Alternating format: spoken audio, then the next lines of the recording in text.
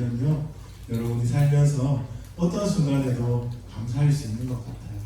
때로는 정말 감정이 이렇게 감사의 감정이 넘칠 때도 있지만, 때로는 의지적으로 이를 악물고 감사해야 될 때도 있어요. 하지만 하나님 여러분의 그러한 모습을 너무 사랑스럽고 기쁘게 받으실 겁니다. 오늘 이 저녁에도 우리가 좀 하나님께 우리의 감정을 드리고 또 의지를 드려서, 다르게 말하면 우리의 전 인격을 드려서 하나님 앞으로 좀 나아갔으면 좋겠어요.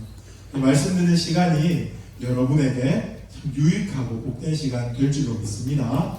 아멘. 네, 벌써 말씀을 같이 읽겠습니다. 히브리서 11장 1절로 7절 말씀입니다.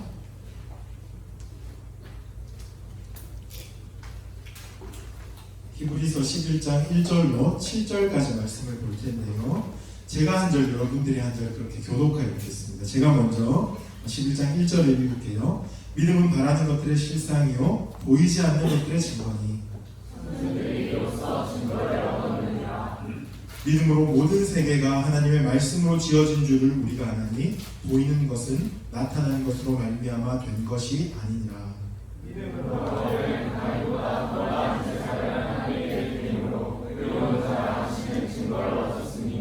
하나님이 그의 은혜에 따라 증언하십니다. 그가 죽었으나 그 믿음으로써 지금도 남아있느니라. 믿음으로 에녹은 죽음을 보지 않고 옮겨졌으니 하나님이 그를 옮기심으로 다시 보이지 아니하였느니라. 그는 옮겨지기 전에 하나님을 기쁘시게 하는 자라 하는 증거를 받았느니라.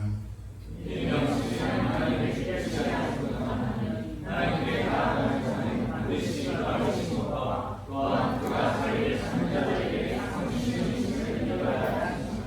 함께 읽겠습니다. 믿음으로 노아는 아직 보이지 않는 일에 경고하심을 받아 경외함으로 방주를 준비하여 그 집을 구원하였으니 이로 말미암아 세상을 통제하고 믿음을 따르는 의의 상속자가 되었느니라. 아멘. 오늘 우리 믿음으로라는 제목으로 말씀을 나눌까 합니다. 방금 우리가 읽었던 이 히브리서 11장의 별명이 있어요. 여러분 성경책 가지고 계신 분들은 확인이 금방 가능할 텐데 믿음이라고 적혀있죠. 그렇죠? 우리가 잘 아는 것처럼 고린도전서 13장은 사랑장이고 히브리서 11장은 믿음장이에요. 제가 좋아하는 그 영어 성경 중에 ESV 성경 여러분 아시죠? 그렇죠? ESV 버전을 보면 여기 소제목에 그냥 face라고 안 적혀있고 by face라고 적혀있어요. by라는 전치사가 딱 붙어 있는 거죠. by는 수단을 나타내는 전치사잖아요. 그래서 믿음으로 혹은 믿음을 수단으로 하여 믿음을 사용하여 우리의 믿음의 선진들이 성도들이 하나님의 백성들이 어떻게 살았고 어떻게 살아가야 하는지를 보여주는 장이 히브리서 11장입니다. 여러분들이 앞으로 이 히브리서 11장의 별명을 믿음으로 장이다 이렇게 좀 생각하시면 이 11장을 묵상하고 공부하는데 굉장히 많은 도움이 될 거예요. 오늘은 믿음에 대한 이야기를 여러분들과 좀 나누고 싶습니다. 여러분 믿음이 무엇입니까? 이렇게 누가 여러분들에게 묻는다고 한번 생각해 보십시오.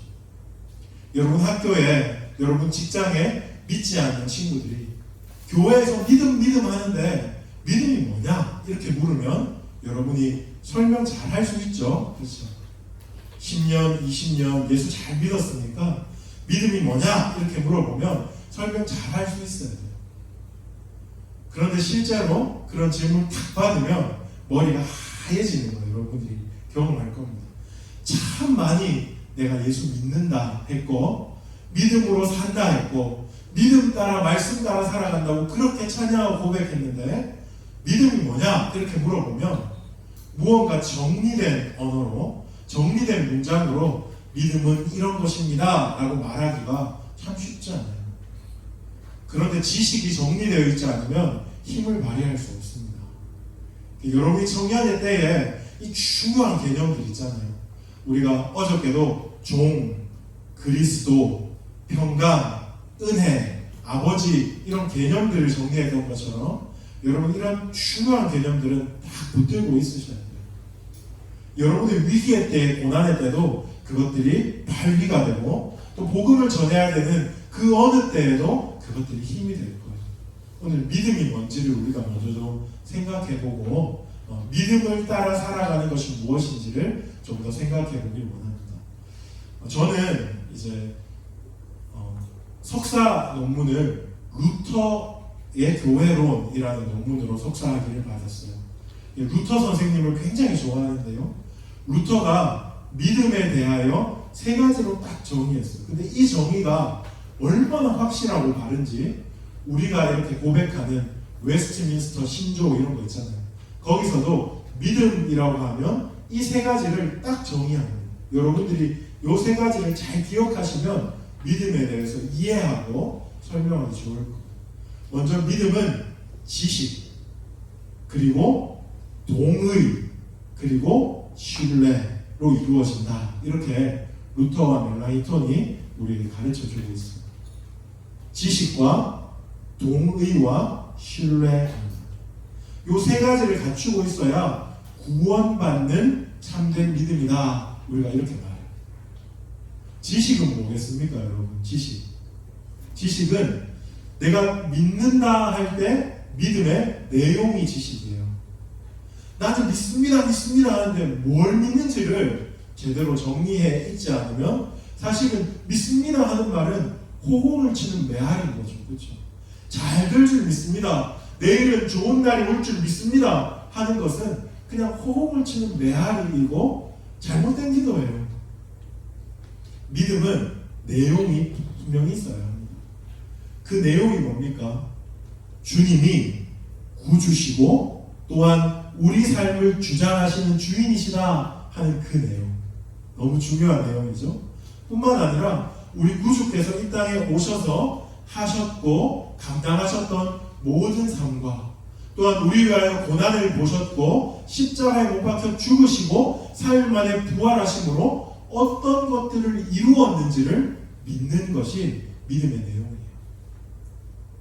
여러분들이 청년의 때에 가장 중요한 게 있어요. 신앙생활을 한다 할 때 가장 중요한 거는 열심을 내서 뭔가를 하는 거 아닙니다. 열정을 내서 뭔가를 꿈꾸는 게 아니에요. 지식을 쌓아야 돼요. 지식. 성경을요 꼼꼼히 읽으셔야 돼요. 회의하고 질문하고 의심하고 그리고 그 행간에 어떤 의미들이 담겨 있는지를 여러분 연구하시면서 성경을 꼼꼼히 읽으셔야 돼요. 지식이 없으면 믿음이 절대로 자라지 않습니다. 기독교 서점 가면 좋은 신앙서적들 있죠. 그런 신앙서적들 중에 여러분 마음을 뜨겁게 하는 그런 거 말고 정말 복음이 무엇인지 하나님이 어떤 분인지 하나님 안에 내가 어떤 자인지 구원을 살아가는 것이 무슨 의미인지 교회는 어떻게 해야 영광스러운지 마지막 때는 어떤 일이 일어나는지 이런 내용들을 잘 담고 있는 좋은 책들이 많아요. 그런 책들을 통하여서 여러분이 믿는다는 것의 내용을 가지고 있어요. 내용이 없는 신앙은 정말 모래 위에 쌓은 집과 같습니다. 제가 대학부 때는 정말 기도를 많이 했어요. 뒤에 김성환 목사님도 계시지만 저희는 약간 착각하고 헷가닥한 부분이 없잖아 있거든요. 그래서 기도를 정말 많이 했어요. 대학교 1, 2학년 때 제가 하루에 3시간씩 기도를 했어요. 3시간씩. 한여름이면 기도실에 문 잠그고 들어가서 정말 속옷만 입고 기도했어요. 근데 그 3시간씩 기도하면서 어떤 기도를 한지 알아요? 정말 비참하지만 정말 부끄럽지만 대대로 조상의 죄를 회개하고 귀신들 맨날 내어쫓고 이런 기도했어요. 잘못된 지식이에요. 잘못된 지식이에요. 그렇게 말도 안 되는 귀신론과 그리고 너무나 허황한 성경론에 빠져서 대학교 1, 2학년을 보냈어요. 그리고 제가 누구를 만났냐 하면 마틴 로이드 존스라는 목사님을 만났어요. 들어보셨습니까? 지금은 안 살아계신데 영국에서 그 영국 교회를 말씀으로 너무 멋지게 섬겨줬던 목사님이죠. 그 목사님이 쓰신 교리 강좌라는 책이 3권 있어요. 두꺼운 책. 읽으면서 제가 기독교가 이런 거였어? 예수 믿는 게 이런 거였어? 복음이 이런 거였어? 하고 너무 놀라고 충격받고 회개하고 하나님께 기도했던 그런 시간들을 참 많이 보냈던 것 같아요. 여러분, 지식이 필요합니다. 여러분이 그럴 것이다 라고 넘겨짚는 것이 기독교가 아니에요. 어렸을 때 엄마 손잡고 아빠 손잡고 교회 따라다니면서 기독교 영화 보고 주일학교 그림책으로 성경을 배웠던 그거, 여러분 인식 속에 희미하거나 선명하게 이렇게 저렇게 박혀있는 관념들이 기독교가 아니에요. 제대로 된 지식을 만나요. 그러려면 말씀을 읽어야 합니다. 말씀을 읽어야 하고 말씀을 듣고 말씀을 공부해야 합니다. 그렇지 않으면 여러분 지금 마음이 좀 뜨거운 거, 아니면 여러분 지금 좀 이렇게 하나님 나라를 위해서 헌신하는 거 물거품이 될 가능성이 굉장히 높아요. 이 청년 때에 여러분 가지고 있는 거 시간밖에 없잖아요. 그렇죠? 이때 여러분이 가지고 있는 이 시간을 투자해서 말씀을 읽고 지식을 쌓아야 돼요. 하나님은 누구신지, 예수님은 누구신지, 성령님은 누구신지, 그 지식들이 쌓이다 보면 그 안에 나를 발견합니다.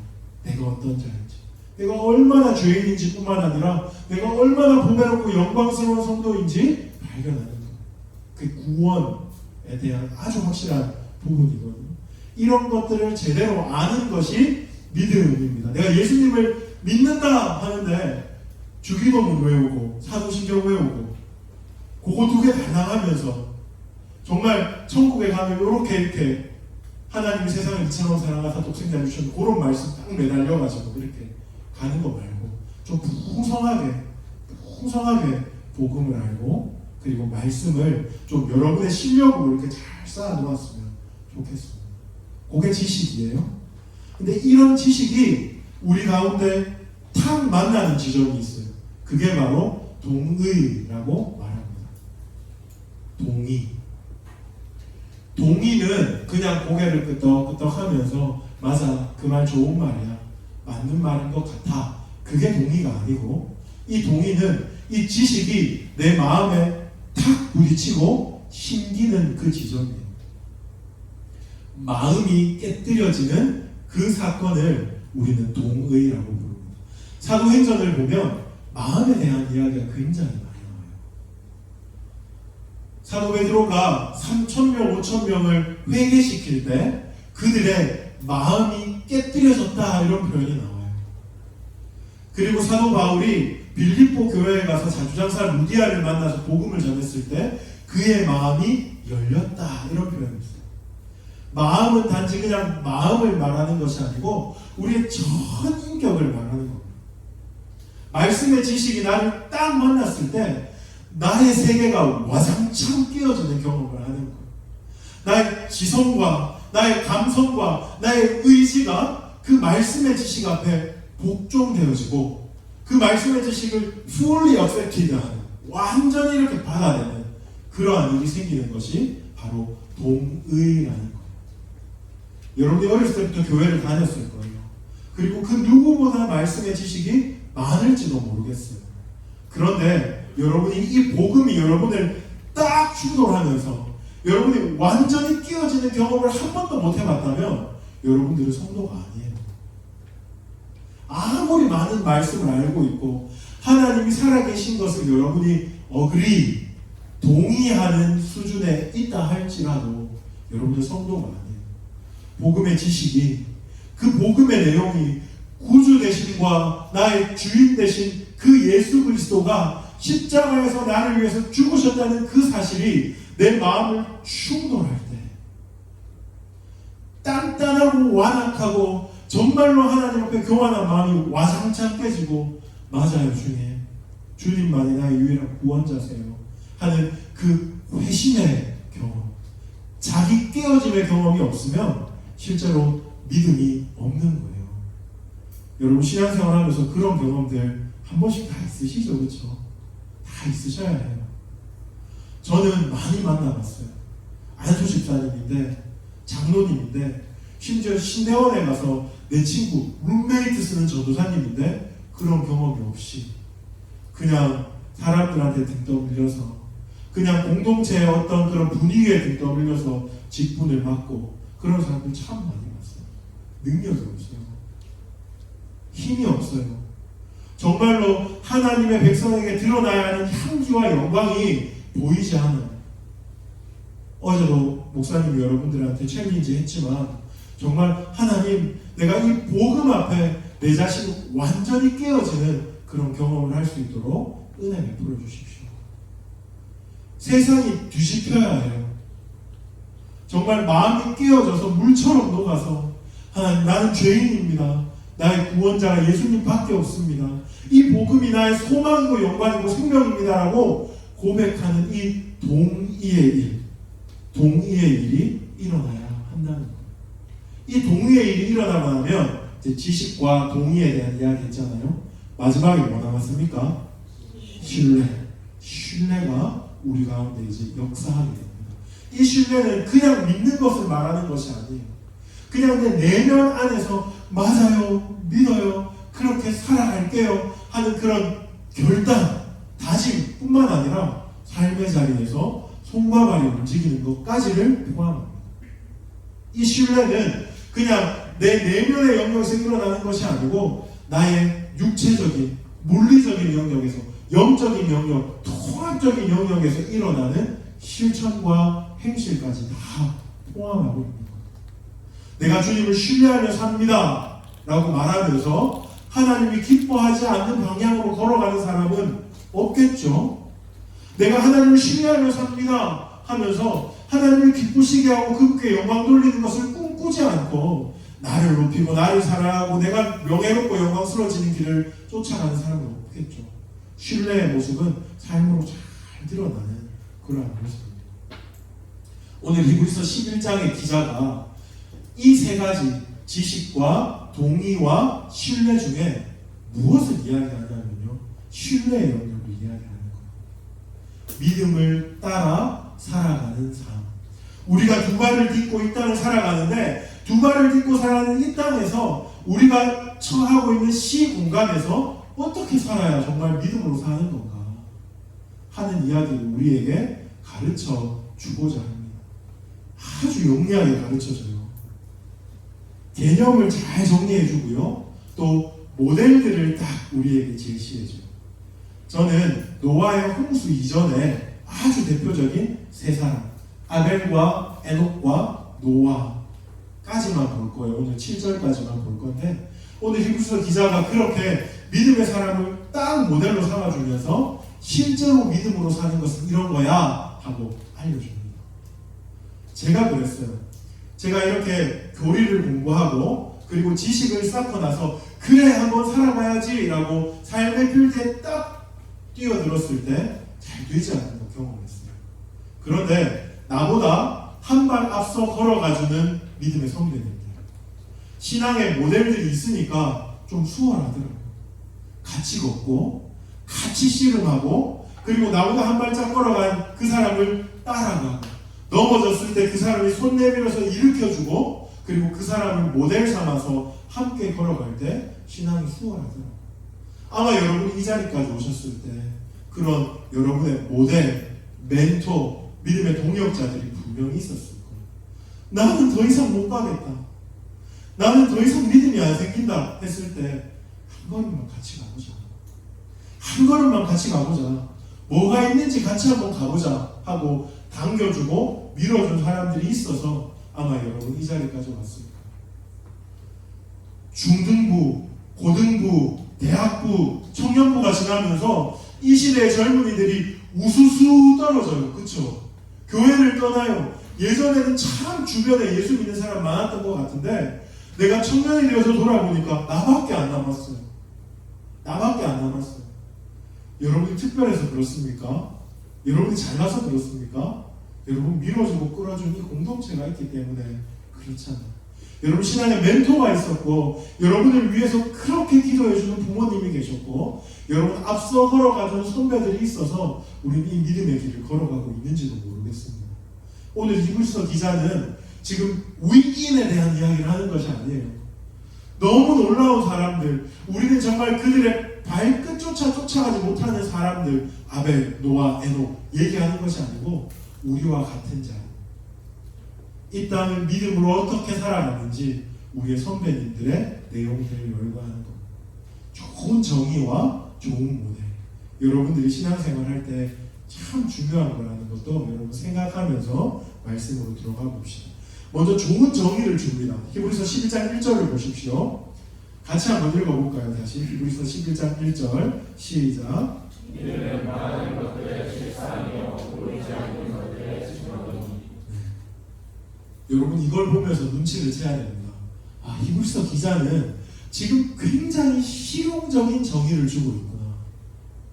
믿음이 뭡니까? 이렇게 물으면 목사님 같은 경우에는 지식과 동의와 신뢰입니다. 하나님을 아버지로 예수님을 주요 그리스도로 믿는 것이 믿음입니다. 믿음의 문제에서는 죄를 간과할 수 없습니다.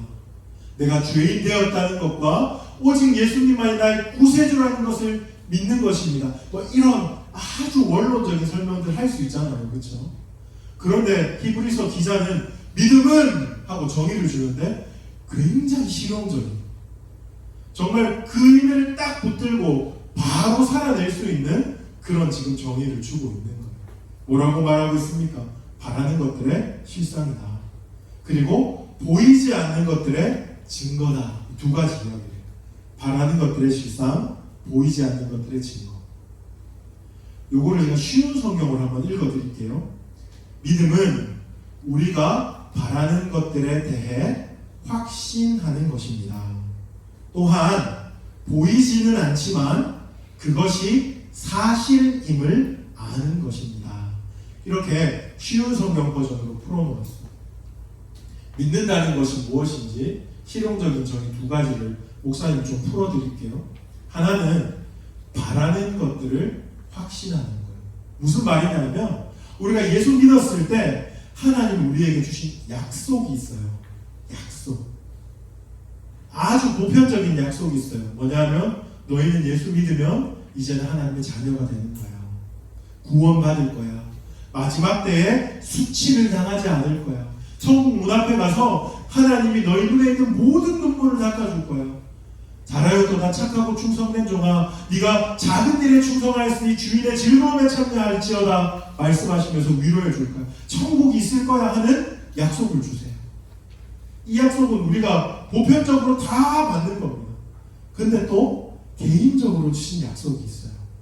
어떤 약속입니까? 제 아내 같은 경우에는 21살에 예수 딱 믿으면서 하나님의 그런 약속 주세요. 너희 아빠 엄마도 내가 구원해 줄 거야. 그랬어요. 제가 아무리 봐도, 제가 아내의 남자친구일 때 아무리 봐도 안 믿을 것 같아요. 야, 너 어떻게 그거 믿을 수 있니? 하나님 나에게 약속을 주셨다는 거. 야, 참 너 믿음 좋다 이랬어요. 그런데 10년 만에 하나님께서 아주 신묘막측한 방법으로 우리 장인 장모님 예수 믿게 해주셨어요. 어제 이야기를 끝내지 못했는데 우리 장인어른 작년 12월에 천국 가셨어요.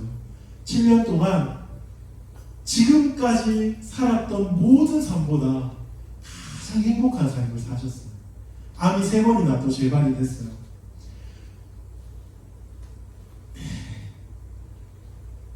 장인어른 보고 싶네. 괜히. 배경막에 어깨뼈에 혈액에 했는데 7년 동안 저희 가정과 같이 살았거든요. 가장 행복한 삶을 사시다가 정말 영광스럽게 천국 가셨어요. 작년 12월에 이제 장례를 치르면서 아내랑 둘이 빈소에 앉아서 서로 얼굴을 쳐다보면서 똑같이 이야기했어요. 이게 이런 거였나? 성도가 천국 간다는 게 이런 거였나? 이렇게 확실하고 영광스러운 거였나? 그지 당신도 느꼈지? 하면서 그 3일장을 정말 진짜 축제처럼 우리가 그렇게 치렀어요. 아내는 그 약속을 붙들고 하나님 앞에 믿음으로 나아갔습니다. 그런데 여러분, 약속은 지금 손에 주어져 있는 게 아니에요. 그렇죠? 여러분이 천국 갈 거 어떻게 알아요? 죽어봐야 알지. 이렇게 말하면 믿음 없는 거죠. 그렇죠? 하나님 여러분 마음에 선명하게 주신 약속들, 내가 너 쓸 거야. 내가 너를 사람들 앞에 하나님의 복음의 도구로 쓸 거야 하는 그런 아주 선명한 약속들. 내가 너를 붙들 거야. 내가 너를 영화롭게 할 거야 하는 그 약속들 아직 우리 삶에 다 이루어지지 않은 것 같아요. 멀리 요원한 미래의 일인 것 같아요. 하지만 믿음이 우리 가운데 딱 오면 이걸 믿어내요. 맞습니다, 하나님.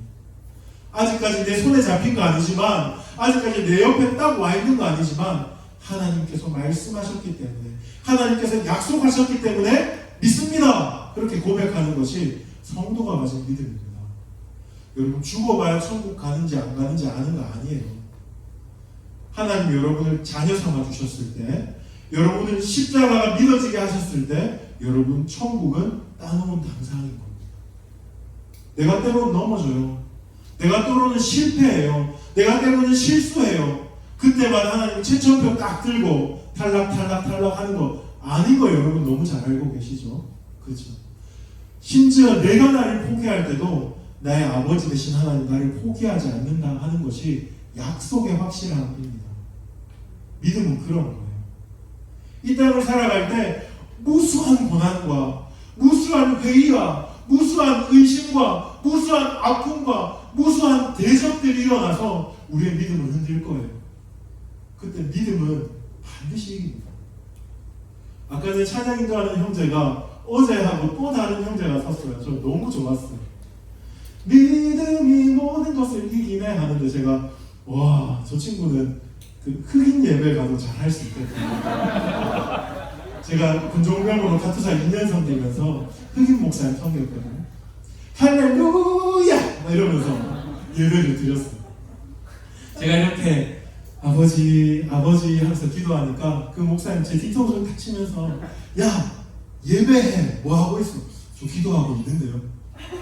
눈 떠서 봐봐! 하니까 난리가 났어요. 바닥에 다 엎드려 있고 막 뛰고 춤추고 탬버린 흔들고. 근데 제가 믿음이 모든 것을 할 때 그 감성을 느꼈어요. 믿음이 모든 것을 이깁니다. 믿음이 모든 것을 이겨요.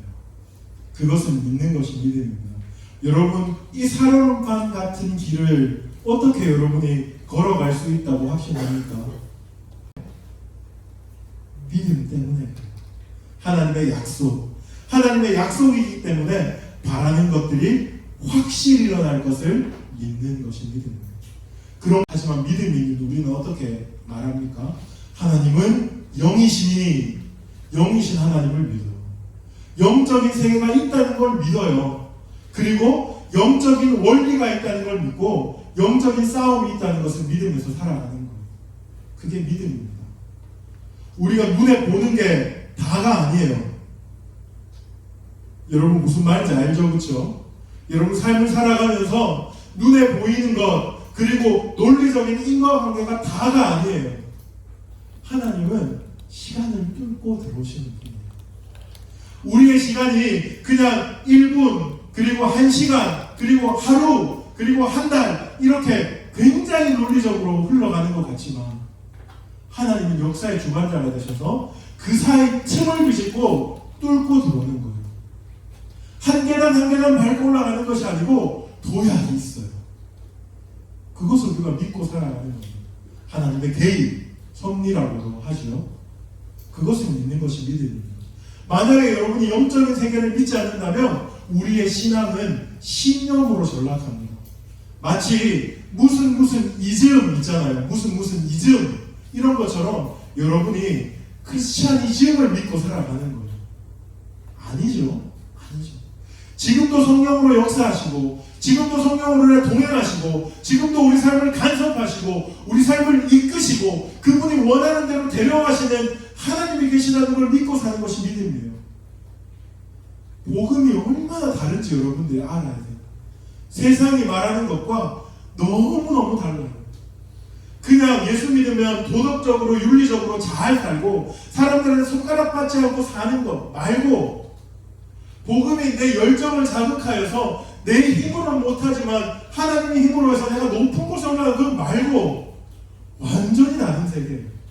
약속을 믿고 영적인 세계를 살아가는 것이 믿음입니다.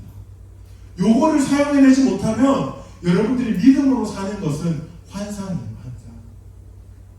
이거 아니고 도대체 믿음이 어디 있어요? 그렇죠?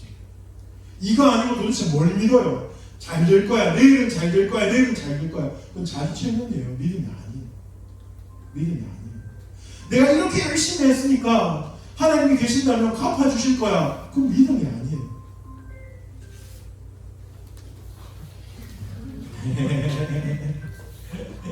감사합니다. 그 믿음이 아니에요.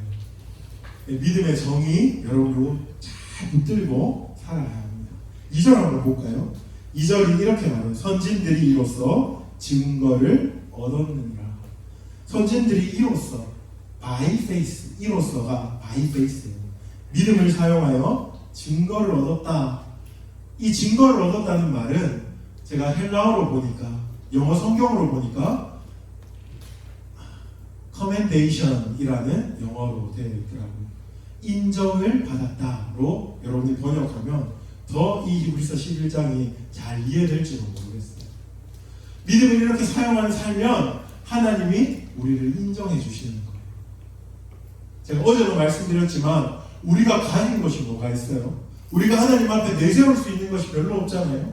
근데 하나님이 우리가 믿음으로 살 때, 믿음을 쫓아 살 때 우리를 인정해 주신다는 거예요. 그 인정을 받은 사람들의 이야기가 히브리서 11장에 아주 많아요. 아, 이렇게 살면 하나님께 인정받는 인생이 되는구나 하는 거 오늘 우리가 이 말씀을 통해서 좀 배울 수 있으면 좋겠어요.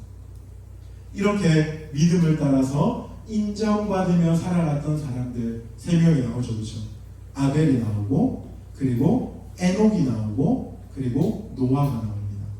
저는 이 3명의 삶을 통하여서 이제 구체적으로 믿음으로 사는 삶, 보이지 않는 것들을 보는 것처럼, 잡히지 않은 것들을 잡은 것처럼 사는 이 삶이 무엇인지를 여러분들에게 좀 소개하기를 원합니다. 먼저 우리가 아벨을 한번 봅시다. 4절인데요. 4절을 다시 한 목소리를 한번 읽어볼까요? 시작.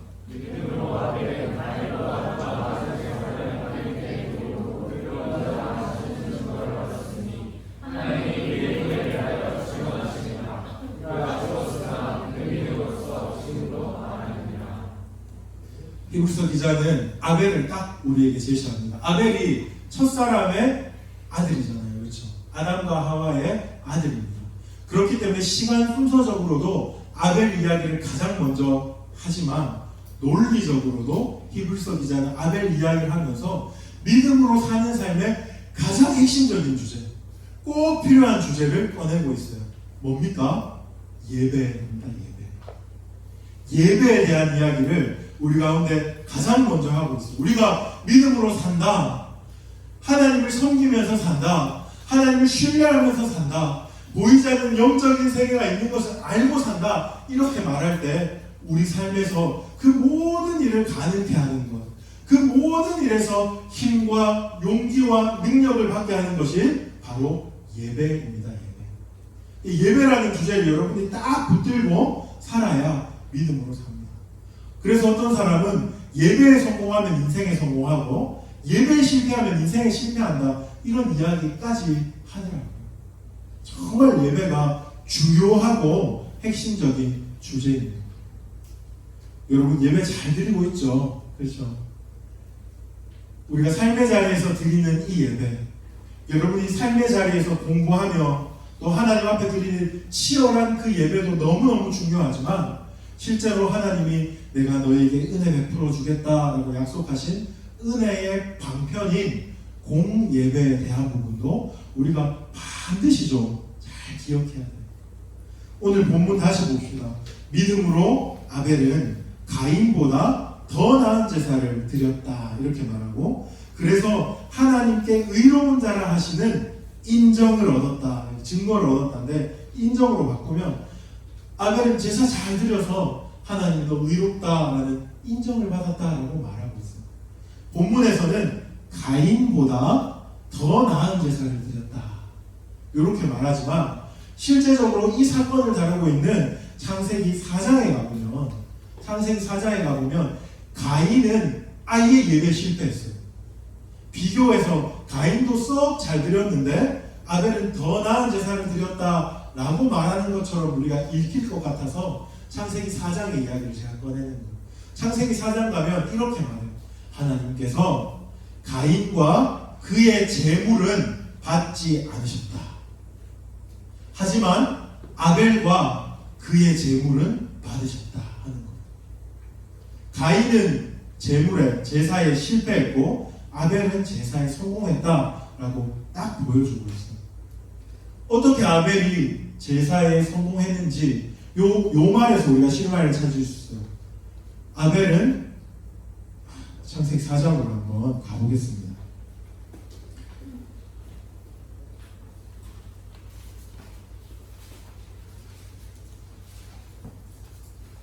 창세기 4장입니다. 4장에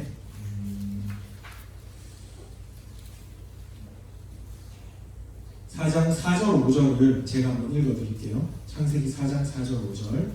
아벨은 3절부터 4장 3절부터 세월이 지난 후에 가인은 땅의 소산으로 제물을 삼아 여호와께 드렸고 아벨은 자기도 양의 첫 새끼와 그 기름으로 드렸으니 여호와께서 아벨과 그의 제물은 받으셨으나 가인과 그의 제물은 받지 아니하신지라. 가인이 몹시 분하여 안색이 변하니.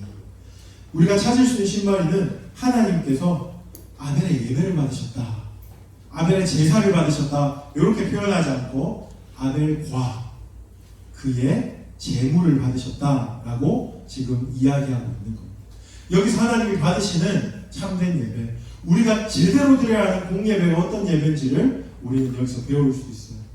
아벨과 아벨의 중심과 아벨의 인격과 아벨의 온 마음과 그리고 아벨의 제물을 받으셨다. 이렇게 우리가 한번 생각해 봅시다.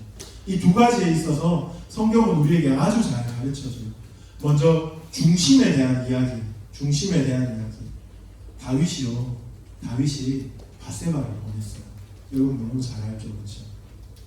우리아를 전쟁터로 보내놓고 밧세바를 범했어요. 밧세바를 범하자 하나님과 그 친근한 관계가 딱 끊어졌어요.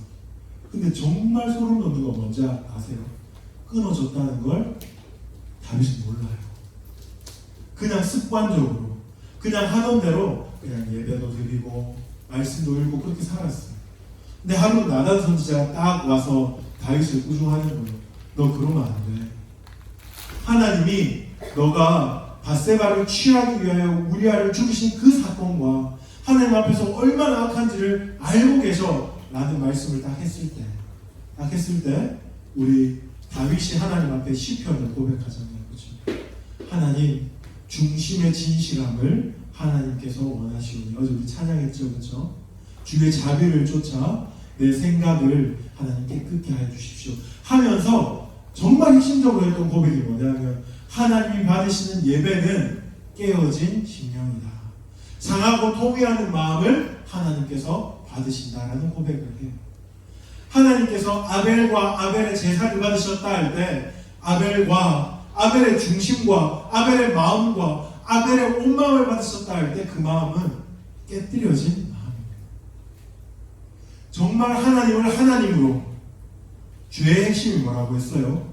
죄의 핵심은 자기 사랑이라고 했잖아요. 자기를 하나님 자리에 올리는 건데 아벨은 그것들을 다 내려놓고 하나님이 나의 하나님입니다. 하나님이 나의 왕입니다 라고 고백하며 하나님께 예배를 드렸다는 상하고 깨어진 심령입니다. 나에게 더 이상 가능성이 있다고 믿지 않는 거예요. 내가 하나님 없이도 무언가 할 수 있다고 믿지 않는 거예요. 나도 썩 잘 살고 도덕과 윤리, 법이 없어도 살 사람이라고 내 자신을 오해로, 착각으로 그렇게 가치를 높여놓지 않는 거예요. 하나님, 나는 죄인입니다. 우리 담임 목사님 늘 이렇게 말씀하세요. 나는 내가 생각하는 것보다 훨씬 더 죄인입니다. 나는 국가대표급 죄인입니다.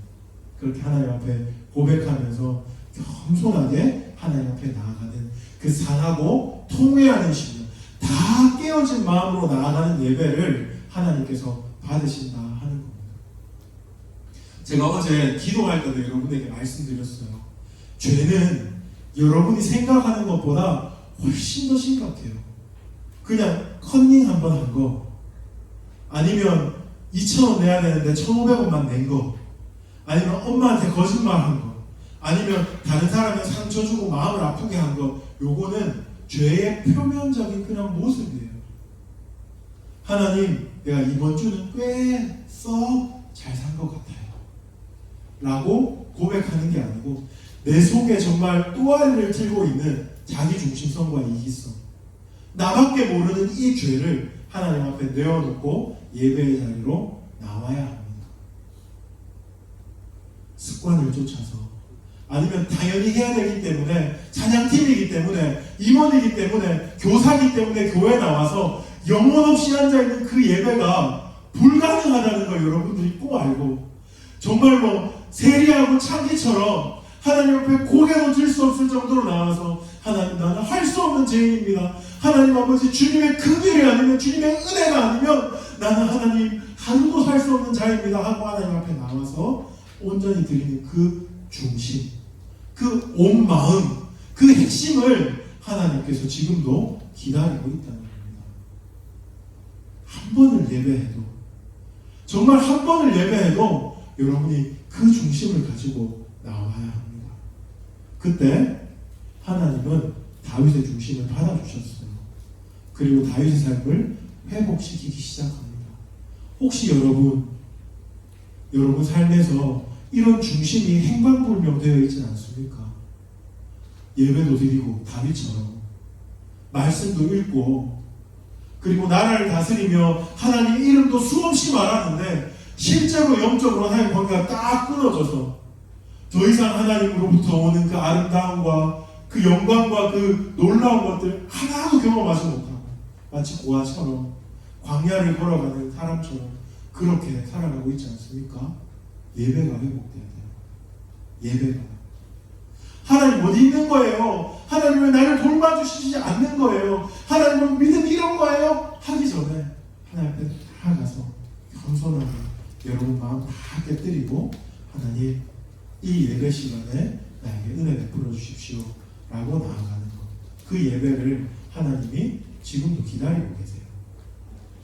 그런가 하면 또 있죠. 아벨의 제물을 하나님께서 받으셨다. 그 제물은 뭡니까? 우리가 예배 때 나의 중심 말고 또 가지고 나와야 하는 제물이 뭡니까? 예수님이 복음시대에 이 땅에 오셔가지고 우리에게 보여주셨어요. 성전에 헌금교 앞에 딱 앉아있어요. 앉아있는데 종교 지도자가 많은 것 중에 일부, 하지만 그것도 너무 많은 거예요. 많은 것 중에 일부를 사람들 딱 주목시키고는 헌금함에 넣습니다. 옷에 수술도 달려있고요. 사람들이 우와, 저 장로님은, 저 랍비는, 저 선생님은 정말 하나님 앞에 헌신적이야 라고 보이며 헌금을 합니다. 그런데 한 과부가 나와요. 자기 주머니를 달달 덜어서 2렙돈을 헌금하고 하나님 앞에 나가서 눈물을 흘리며 예배를 드려요. 예수님이 제자들에게 뭐라고 해요?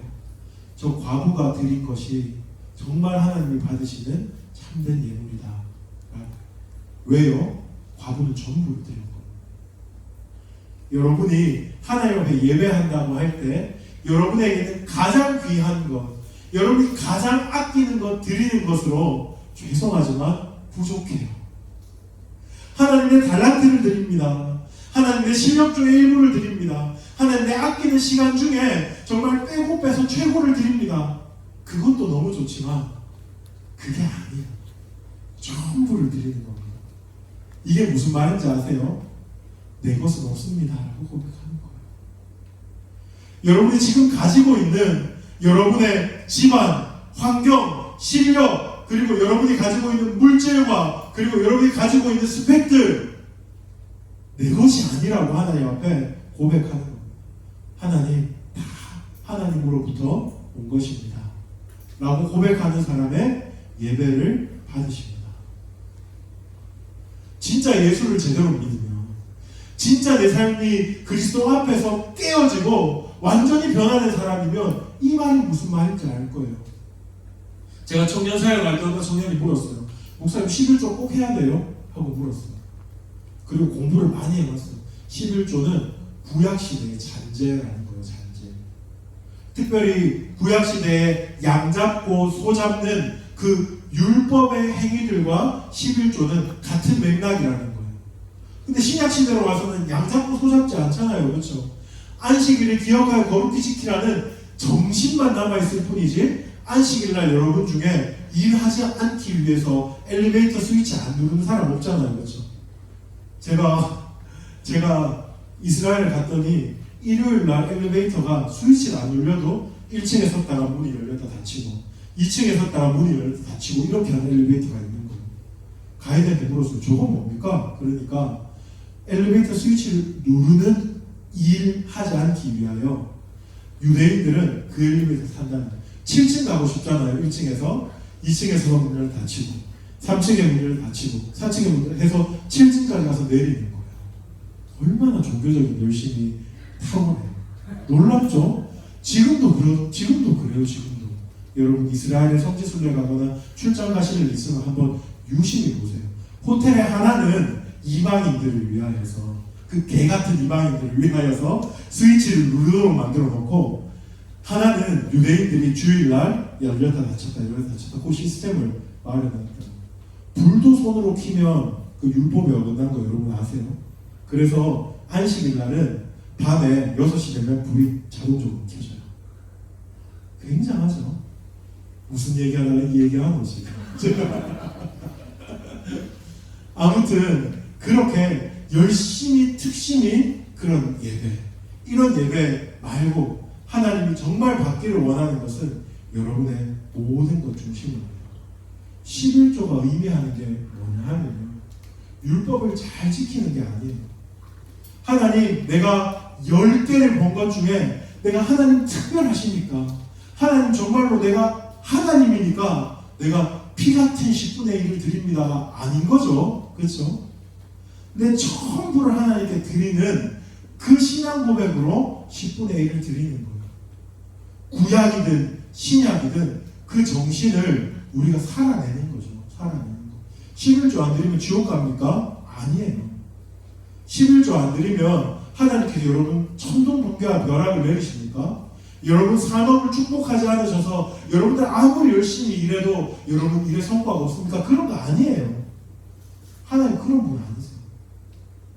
여러분이 마땅히 하나님께 전부를 드리는 존재라는 것을 알아서 내가 전부를 드리는 인생으로 부름받았다는 것이 너무너무 복되고 영광스러워서 여러분이 11조를 드려야 해요. 그게 여러분의 11조가 되어야 합니다. 과부의 두 랩돈과 같은 거죠. 아벨이 양을 잡았다, 피를 흘렸다, 이런 것이 의미가 있는 것이 아니고 아벨이 첫 새끼를 드리고 가장 귀한 기름을 드리면서 하나님 내가 비록 이것을 드리지만 내 모든 소유는 하나님의 것입니다 라고 고백할 때 그때 하나님께서 아벨의 예배를 기쁘시게 받았다는 것. 중심을 드리는 거예요.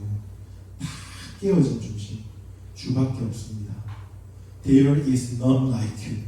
당신 같은 분이 내 삶에 그 누구도 없습니다 라고 고백하는 것과 하나님 내 삶의 전부를 하나님께 드립니다. 내 삶의 전부를 하나님께 드립니다.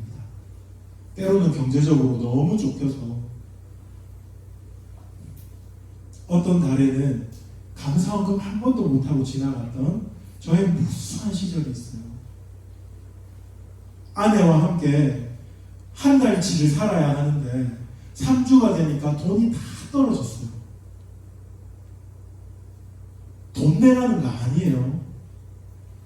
여러분의 빨대를 딱 꽂아서 내가 너희들한테 이렇게 지식을 줬고 높은 자리를 줬으니까 높이 올라가서 하나님을 찬양해 그런 거 아니에요.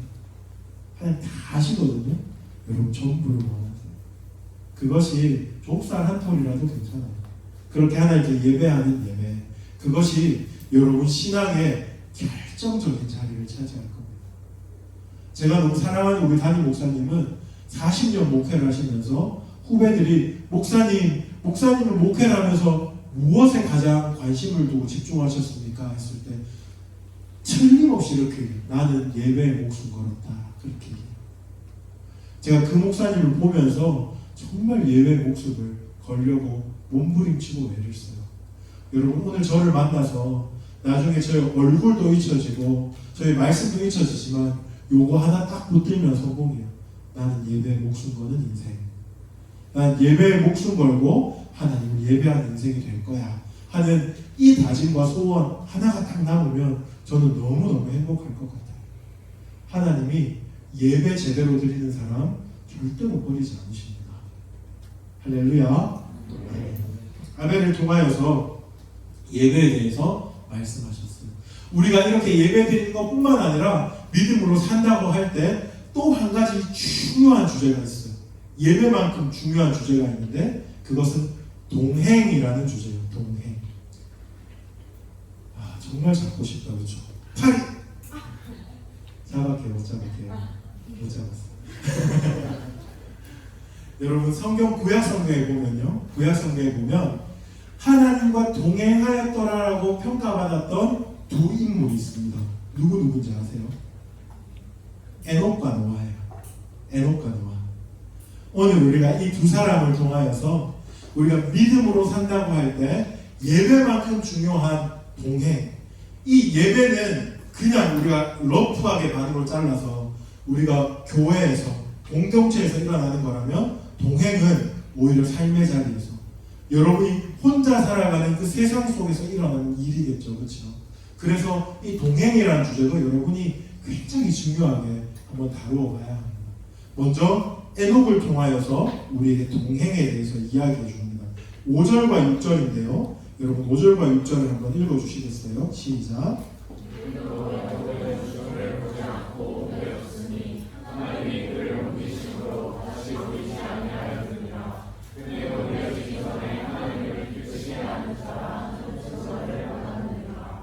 믿음이 없이는 하나님을 기쁘시게 하지 못하나니 하나님께 나아가는 자는 반드시 그가 계신 것과 또한 그가 자기를 찾는 자들에게 상 주시는 이심을 믿어야 할지니라. 아멘.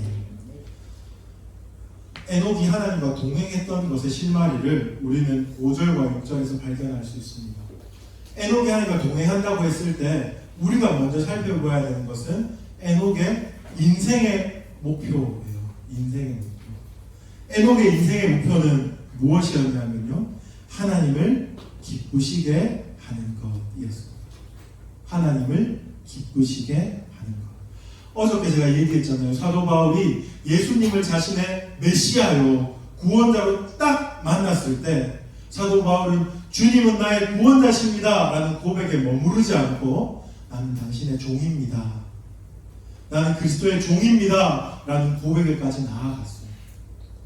하나님을 제대로 만나본 사람, 예수님을 제대로 경험해본 사람은 그분께 우리의 전부를 드리는 것처럼 우리의 온 사랑을 드리게 되어 있어요. 에녹이 하나님을 기쁘시게 하는 자라는 인생의 목표를 세운 것이 여러분 생소하면 안 돼요. 에녹 정말 탁월한가 보다. 에녹이 정말 특별한가 보다. 에녹이니까 이런 목표를 세우지 라고 여러분 생각하면 절대로 안 됩니다. 모든 성도는 하나님의 부르심을 받고 하나님의 사랑을 입은 모든 성도는 우리의 인생의 목표가 하나님을 기쁘시게 하는 것이 되어야 한다. 여러분 꼭 기억하십시오. 근데 여기까지는 우리가 동의할 수 있어요. 우리의 인생의 목표도 하나님을 기쁘시게 하는 것이잖아요. 그렇죠?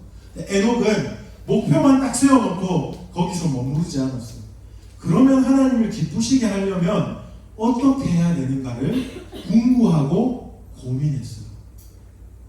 정말 내가 내 인생으로 내 삶으로 하나님을 기쁘시게 하려면 어떻게 해야 되는가를 고민했는데 그 실마리가 6절 서두에 나오고 있습니다.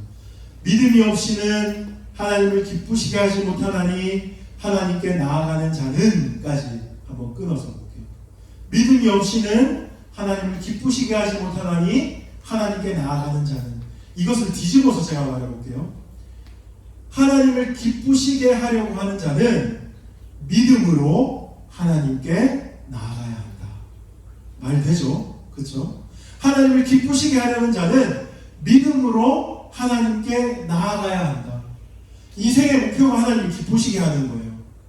그러면 어떻게 해야 된다고요? 믿음으로 하나님께 나아가야 한다 하는 거예요. 믿음으로 하나님께 나아가는 것, 그것이 우리가 하나님을 기쁘시게 하는 가장 핵심적인 거예요. 믿음으로 하나님께 나아간다라는 말을 저는 이렇게 여러분께 소개해드리고 싶어요. 열애. 믿음으로 나아가는 것. 열애입니다. 뜨겁게 사랑하는 거예요. 이것저것 다른 거 보이지 않고 하나님만 보이고 하나님께만 나아가길 원하고 하나님과만 시간을 보내기 원하고 하나님께 기쁨이 되고 싶어 하는 것이 열애입니다. 열애. 어제 제가 제 아내와 교제할 때 이야기를 잠시 해드렸죠. 그렇죠? 그냥 그 사람한테 나아가는 거예요. 내가 어떤 상황이든지, 내가 얼마나 피곤하든지, 내가 얼마나 죽을 것 같은지 상관없이 그 사람 만나고 싶어서 서울에 광역버스 타고 1시간 반 동안 분당에서 저 춘천동까지 사회가 끝나고 그냥 달려가는 거예요. 30분을 보든지 1시간을 보든지 상관없어요. 그렇게 달려가는 거예요. 하나님께 믿음으로 나아가는 것이 이것과 굉장히 많이 닮아 있어요. 믿음으로 나아가는데 이 믿음으로 나아갈 때 그냥 어떻게 나아가는지 지도가 없잖아요. 근데 에녹은 우리에게 6절에서 이렇게 말하고 있어요. 하나님께 나아가는 자는 반드시 그가 계신 것과 또한 그가 자기를 찾는 자들에게 상 주시는 이심을 믿어야 할지니라. 믿음으로 나아가는 에녹의 삶에 두 가지 모습이 딱 드러나고 있어요. 하나는 그가 계신 것을 믿음으로 나아갔다는 것. 그가 계신 것을 믿음으로 나아갔다는 것. 또 다른 하나는 자기를 찾는 이에게 상 주시는 이심을 믿음으로 나아갔다는 것. 그가 계신 것은 여러분 저 높은 우주의 천국을 만들고 주님이 저 멀리서 우리를 딱 팔짱 끼고 바라보고 계신 그가 계신 것과가 아닌 거 여러분 너무 아시죠? 그렇죠? 구주께서 임마누엘이라는 이름으로 우리 삶에 들어왔어요. 우리 삶의 중심에 들어오셨어요. 그가 우리와 동행하십니다. 우리의 어떤 자리에도 함께 하신다는 것을 믿는 거예요. 요셉이 보디발의 집에서 총무로서 모든 것을 관장할 때뿐만 아니라 정말 참혹한 누명을 쓰고 지하하고 깊숙한 곳에 갇혔을 때도 그곳에도 그가 계셨다는 것을 믿었잖아요. 우리도 그렇게 믿는 것을 말하고 있습니다. 여러분 대학원생 계세요? 교수님이 정말 더럽고 치사한 그런 어떤 과제를 맡길 때 다른 사람 다 퇴근하고 불도 다 못 켜고 랩실에서 계속해서 똑같은 데이터를 반복할 때 여러분 믿으십시오. 그가 계십니다. 여러분 옆에 계세요. 보니까 군대에서 휴가 나온 친구는 아무도 없는 것 같은데 저는 군대에 있을 때 선임들이 저를 못 웃게 했어요. 근데 저는 가만히 있어도 웃고 있거든요. 너무 고통스러웠어요. 그래서 딱 차를 타고 서서 저 구석에 꼭지점을 보고 마음으로 여호와는 나의 목자시니 내가 부족함이 없으리로다. 그가 나를 볼 조장에 놓이시고 암송을 계속 했었어요. 그가 계세요. 거기도 계시더라고요. 재수하는 친구들 있습니까? 그가 정말 아무도 알아주지 않는 여러분 새벽 2시, 3시 그 시간에 정말 치열하게 문제 한 문제 풀면서 있는 그 시간에도 여러분 함께 계세요. 취준생인 여러분 계십니까? 말할 것도 없죠. 사회초년생인 분 계십니까? 틀림없이 그가 거기 계십니다. 왜 그런 줄 아세요? 여호와 하나님의 이름이 바로 그가 거기 계신다라는 이름이거든요. 여호와 삼마 여러분 들어보셨어요? 여호와 삼마 구약 성경에 여러분 열심히 찾아보십시오. 그 어디가 여호와 삼마라는 이름으로 그가 어느 순간에도 거기 계신다라고 우리에게 분명히 말씀해 주고 있어요. 에녹은 그가 계신 것을 믿었어요. 에녹의 삶에 업다운이 없었겠어요? 에녹은 정말 위인처럼 그 여러분 이만희가 자기 자서전 쓴 거 본 적 있어요? 불가능한 삶을 살았더라고요. 그냥 아이고 정말 그걸 어떻게 해요? 그렇죠? 에녹은 그렇게 안 살았을 거예요. 우리처럼 업앤다운이 있었을 거고 우리처럼 깊은 회의에 빠져서 하나님 없는 것 같은 페리어드를 지났을 때도 분명히 있을 거예요. 하지만 결국 그가 내린 결론은 무엇입니까? 그가 계신 것을 믿음으로 하나님께 나아갑니다. 기쁠 때도 슬플 때도 괴로울 때도 아플 때도 힘들 때도 여러분 그가 마땅히 여러분 삶에 계신 것처럼 여러분이 그분을 삶으로 초청하십시오. 그와 동행하신다는 그 동행의 감각을 잃지 않기 위하여서 깨어서 기도하십시오. 때로는 그 기도가 감사의 기도일 때도 있을 거예요. 하지만 정말 악다구니와 같이 하나님 도대체 계신 거 맞습니까? 라고 따지는 기도가 될 수도 있어요. 괜찮아요. 어떤 거든지 상관없어요. 하지만 그가 여러분과 함께 계신다는 것 믿음으로 나아가는 것이 하나님을 기쁘시게 하는, 하나님과 동행하는 가장 확실한 방법이에요. 뿐만 아니라 자기를 찾는 자들에게 상 주시는 이심을 믿는다 하는 것. 상 주시는 이심은 무슨 말이냐면 하나님의 방법이 최선입니다 라고 믿는 거예요. 하나님의 방법이 베스트입니다 라고 믿는 것이 그가 상 주시는 이심을 믿는다라는 말의 뜻입니다. 이 땅을 살아가는 성도들은 곧장 하나님께 달려가지 않죠. 문제가 터지면 내 눈앞에 있는 모든 방법으로 그 문제를 해결해 보려고 애쓰다가 하다가 안 돼서 하나님께 찾아갑니다. 그거 하지 말고 어떤 문제, 어떤 고난, 어떤 아픔이 있어도 곧장 하나님께 나아가는 거예요. 하나님, 오랜 세월 찾아 나는 알았습니다. 내게 주님밖에 없습니다. 주님만이 나의 베스트입니다. 주님이 최선책입니다. 비록 세상이 그렇지 않다고 말해도 마치 많이 돌아가는 것 같아 보여도 그리고 세상은 어리석다고 말하고 손가락질해도 하나님이 최선책이라는 것을 내가 믿습니다 하고 에녹이 살았다는 거예요. 자기를 찾는 일을 결코 실망시키지 않는 하나님. 제가 아까 밥 먹으면서 우리 상금 형제랑 이런 얘기를 나눴어요. 하나님이 하나님을 믿음으로 따라가는 사람을 데리고 가시는데 어디까지 데리고 가시냐 하면 내가 꿈도 못 꿔봤고 내가 기대도 하지 않고 내가 상상도 하지 않았던 거기까지 데리고 가시는 거예요. 내 한계로는 여기까지 가면 참 좋겠다. 내가 이런 사람이 되면 참 하나님이 기뻐하시겠다라고 생각했어요.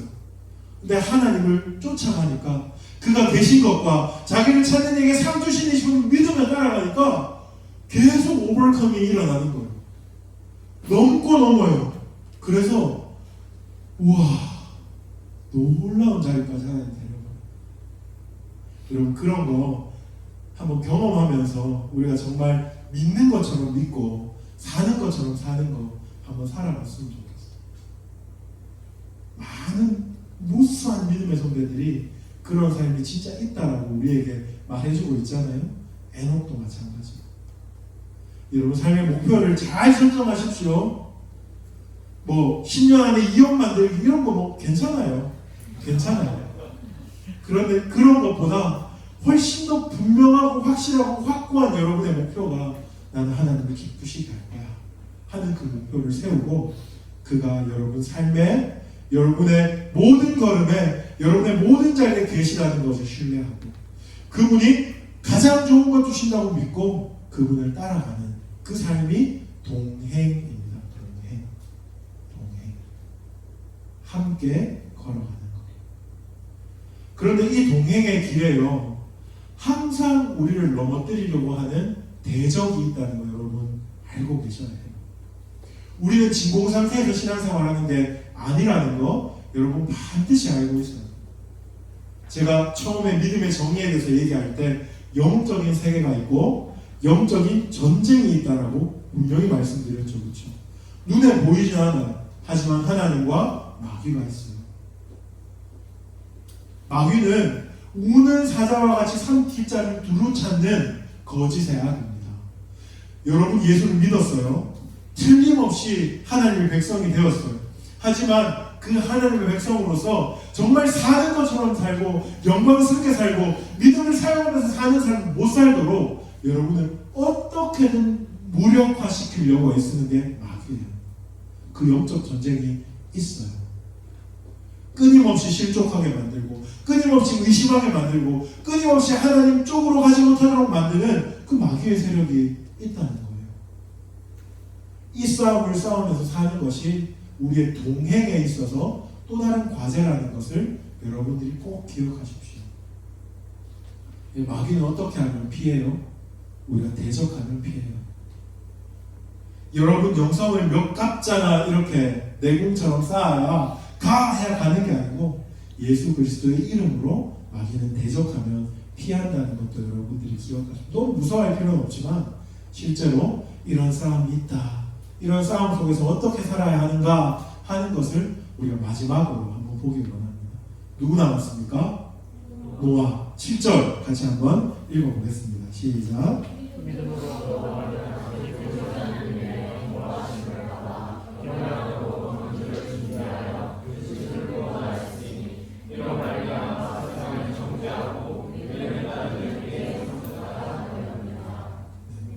노아는 마치 대치동의 일타강사처럼 우리에게 영적 전쟁에서 승리할 수 있는 필승 전략을 알려주고 있습니다.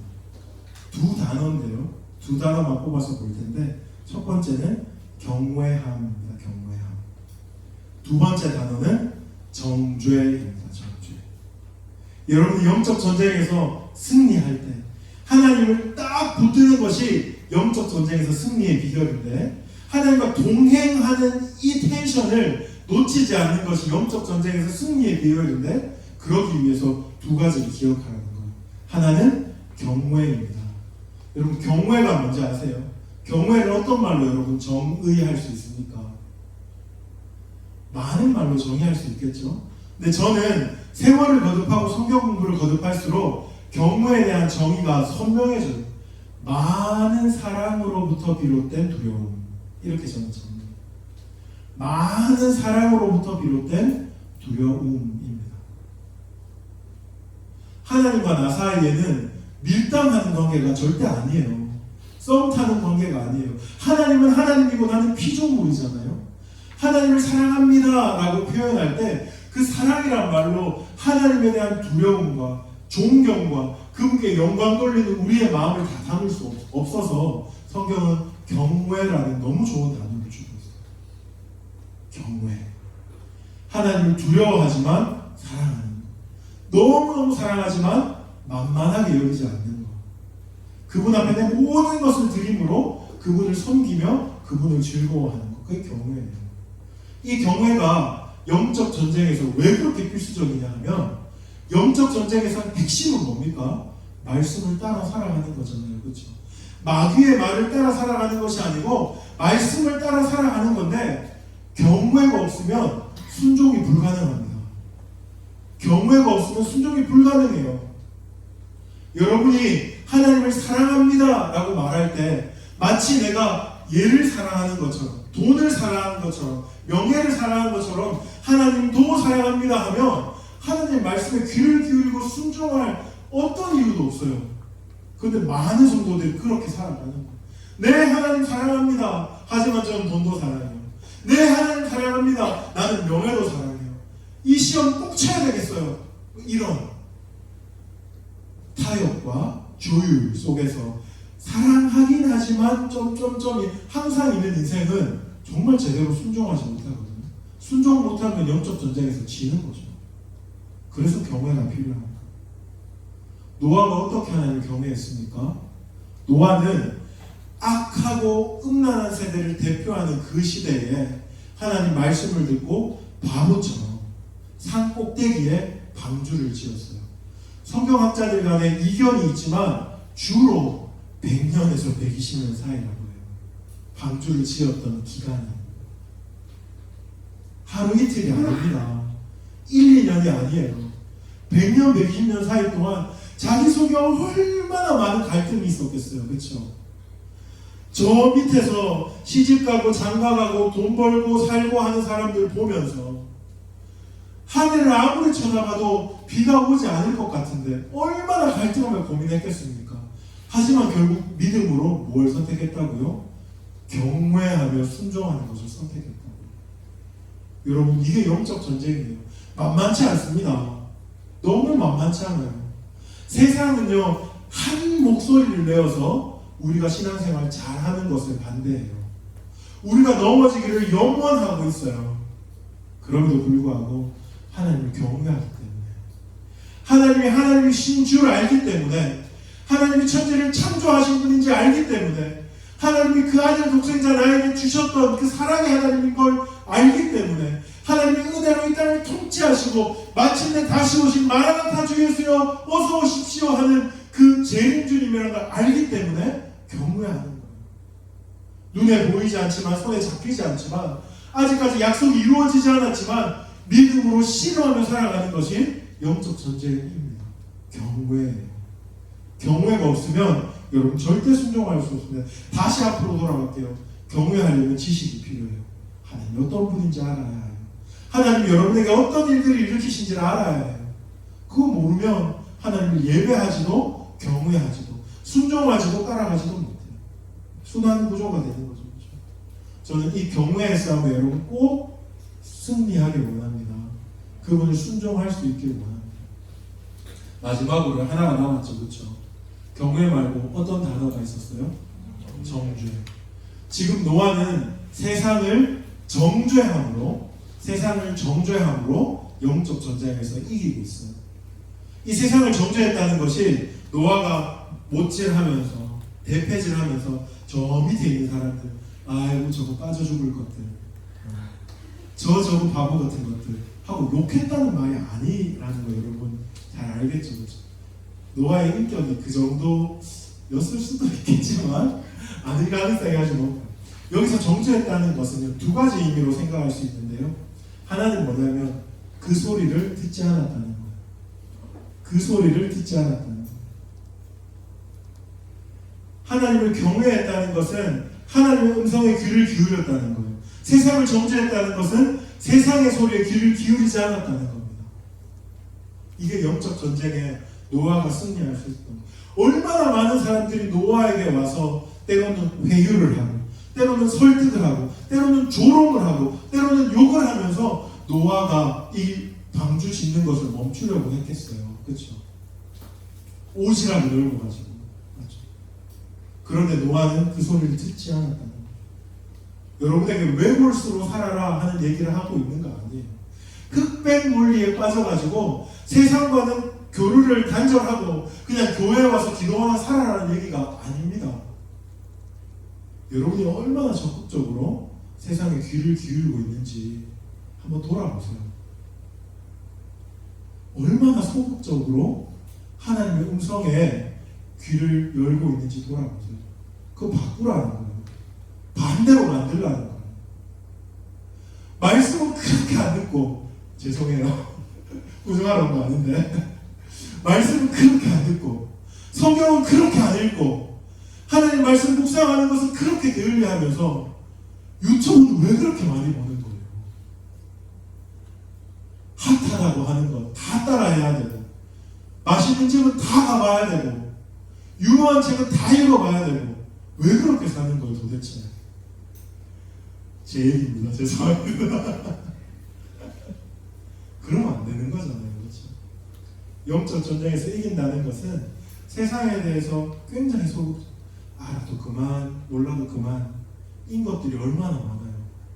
공해와 같이, 오염과 같이 지나가는 것들이 여러분 얼마나 덥석덥석 붙들고 살아요. 그거 하지 말라는 거예요. 해도 그만, 안 해도 그만, 알아도 그만, 몰라도 그만. 저희 아내가 늘 이야기해요. 여보, 누구랑 누가 사귄대? 얘기해요. 그럼 제가 뭐라 그러는지 아세요? 아, 정말? 근데 그 사람이 누구야? 이렇게 얘기해요.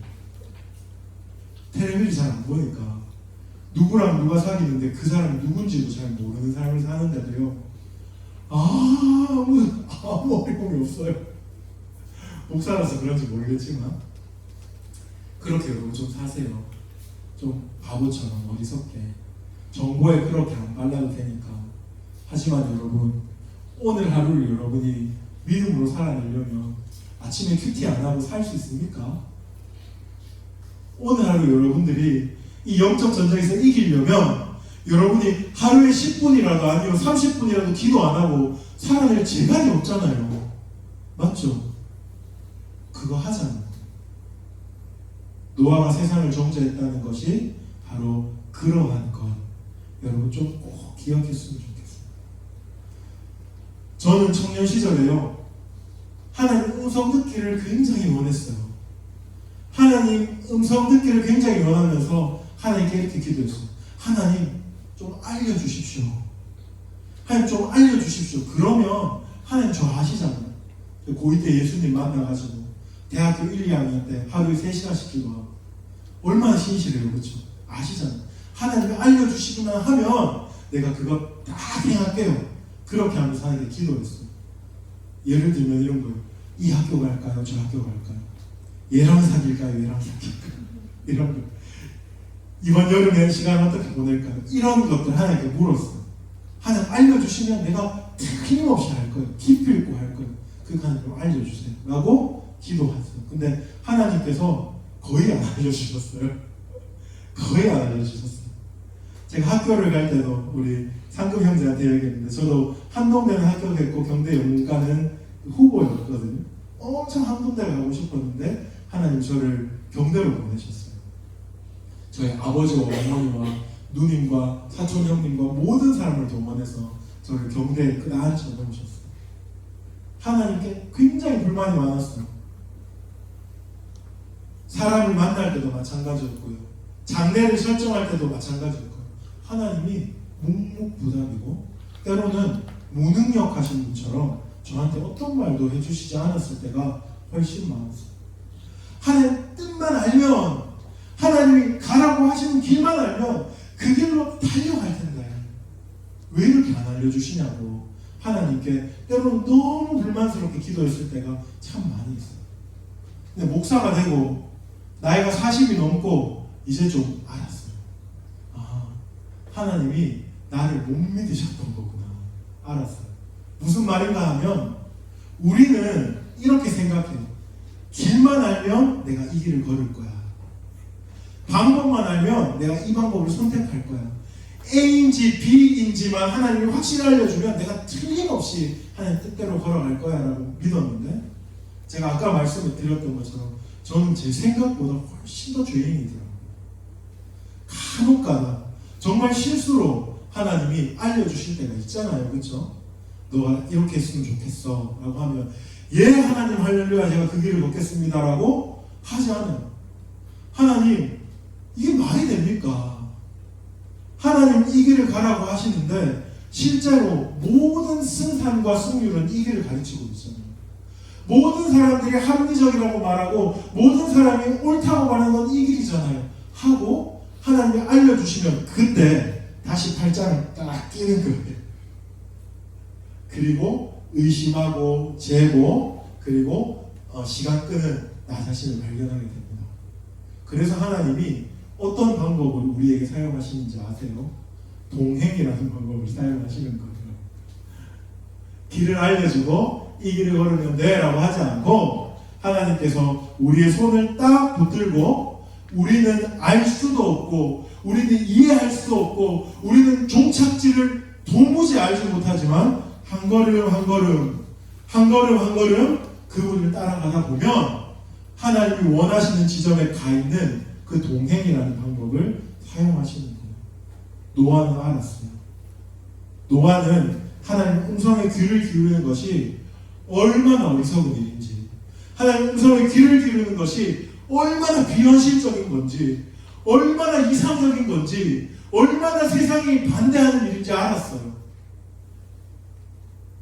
노아도 몰랐어요. 언제 비가 올지, 어떤 일이 일어날지. 하지만 하나님 신뢰하고 그 길을 걸어갈 때 결국 7절 마지막에 뭐라고 말합니까? 7절 마지막에 이로 말미암아 세상을 정죄하고 믿음을 따르는 의의 상속자가 되었느니라 라고 말해요. 우리가 그러한 인생을 살기를 주님의 이름으로 축복합니다. 많은 이야기를 했는데 아마 여러분 마음에 와닿았던 것들이 분명히 있을 거예요. 그것들을 잘 붙들고 이 저녁에 좀 기도를 해야 하는데 그 전에 한 가지 제가 결론으로 이 얘기를 좀 꼭 해주고 싶어요. 원고에 넣는 이야기인데 여러분 이렇게 보면서 하나님 제 마음에 이 얘기 꼭 해줬으면 좋겠다라고 도전하시는 것 같아요. 이렇게 아름다운 공동체가 있잖아요. 이렇게 사랑스러운 사람들이 모여 있잖아요. 여러분이 때로는 옆에 있는 사람에게 에녹도 되어주시고 때로는 노아도 되어주시고 때로는 아벨도 되어주셔야 돼요. 다른데 멀리서 찾는 것이 아니고 제가 서두에 말했던 것처럼 밀어주고 끌어주면서 함께 울고 함께 웃으면서 그렇게 믿음의 길을 가라고 이 옆에 있는 사람들 이렇게 앉혀놓으셔. 신 하나님의 뜻을 여러분들이 반드시 좀 알아야 합니다. 친한 사람들끼리 이렇게 치어링하는 거는 얼마든지 가능하죠. 하지만 하나님 우리를 한 몸의 지체로 부르신 줄 믿고 제가 아프면 나도 아프고 제가 죽으면 나도 죽는다는 거 알고 다르게 말하면 내가 잘 되면 제가 잘 되고 내가 하나님 앞에 충만하면 저 사람도 생명이 흘러간다는 걸 알고 함께 공동체 의식을 가지고 믿음으로 같이 걸어가는 거. 저 멀리서 정말 불가능한 것 같은 위인 같은 사람들의 이야기를 들으면서 나도 저렇게 살아야지 하는 것은 너무너무 허무맹랑한 것일지 모르겠지만 여러분 옆에서 정말 아까 얘기했지만 재수를 하면서도 믿음의 길을 걸어가는 내 믿음의 동역자를 보면서 저렇게 사는 거구나. 찬밥 신세로 막내로 꼴찌로 살아가면서도 하나님의 믿음을 포기하지 않고 걸어가는 사람들 보면서 저렇게 살아가는 거구나. 김소만 목사님과 제가 있던 공동체가 그랬어요. 일주일 동안 믿음으로 한번 살아보겠다고 정말 고생하면서 학교 생활 딱 끝내고 저는 뭐 간증이 너무 많지만 대학교 1학년 때 학교에 친구가 아무도 없었거든요. 처음에 새내기 환영회 때 가서 야, 네 자기소개해 했을 때 제가 둘러 앉아서 소주가 괴짝으로 쌓여있는 그 인문대 앞 잔디밭에서 당신은 상 받기 위해 태어난 사람 찬양하고 있어요. 미쳤죠?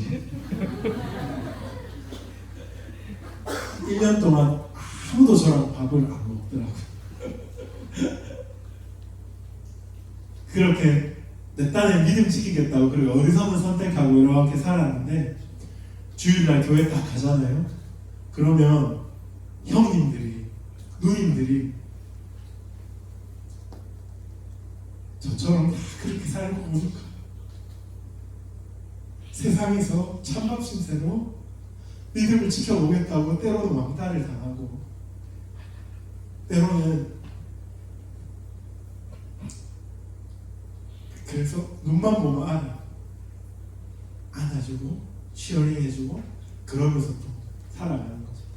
제가 여러분들한테 미화시키던 부분이 참 많이 있을지 모르겠어요. 많이 넘어졌겠죠. 많이 죄를 지었겠죠. 청년의 음란함을 어떻게 이겨요? 많이 넘어졌겠죠.